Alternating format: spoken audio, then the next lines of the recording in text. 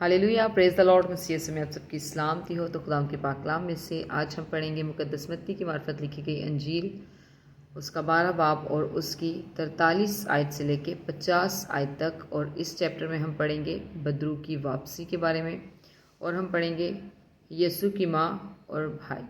तो खुदा के पाक कलाम में यूँ लिखा है, जब नापाक रूह आदमी में से निकलती है तो सूखे मकामों में आराम ढूंढती फिरती है और नहीं पाती। तब कहती है, मैं अपने उस घर में फिर जाऊंगी जिससे निकली थी, और आकर उसे खाली और झड़ा हुआ और आरास्ता पाती है। फिर जाकर और 7 रूहें अपने से बुरी हमरा ले आती है, और वो दाखिल होकर वहाँ बसती हैं, और उस आदमी का पिछला हाल पहले से भी बदतर हो जाता है। इस ज़माना के बुरे लोगों का हाल भी ऐसा ही होगा। फिर आगे लिखा है, जब वो भीड़ से ये कह रहा था, उसकी माँ और भाई बाहर खड़े थे और उससे बात करना चाहते थे। किसी ने उससे कहा, देख, तेरी माँ और तेरे भाई बाहर खड़े हैं और तुझसे बात करना चाहते हैं।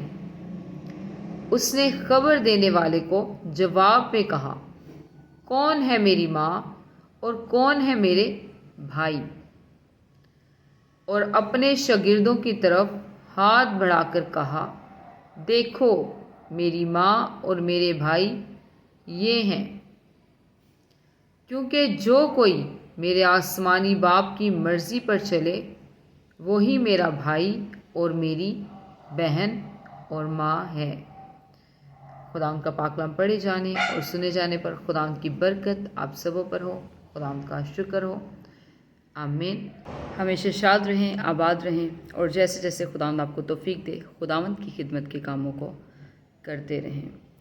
तो इसी तरह ये वीडियो जो है वो दूसरों के साथ भी शेयर करें, ताकि दूसरे भी खुदावंद के कलाम को सुनने के वसीला से बरकत पाएँ, जैसे कि आप खुदा के कलाम को सुनने के वसीला से बरकत पाते हैं। तो बेशक खुदावंद का कलाम, चाहे उसे पढ़ा जाए या उसकी तशरीह की जाए, जिस भी रूप में खुदा का कलाम आता है, वो ज़िंदगी में अपना असर, अपनी तासीर छोड़ता है और ज़िंदगियों को सेम नहीं रहने देता, ज़िंदगियों को एक जैसा नहीं रहने देता।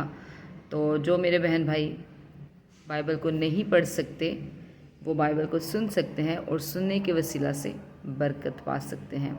तो जितने भी लोगों ने ज्वाइन किया, उन तमाम के लिए मैं खुदावंद की ब्लेसिंग को मांगती हूँ। खुदावंद के खुले हुए आसमान को आप सबों के लिए मांगती हूँ। खुदावंद आपको छुए, आपको टच करे और आपको कसरत की बरकत दे। God bless you.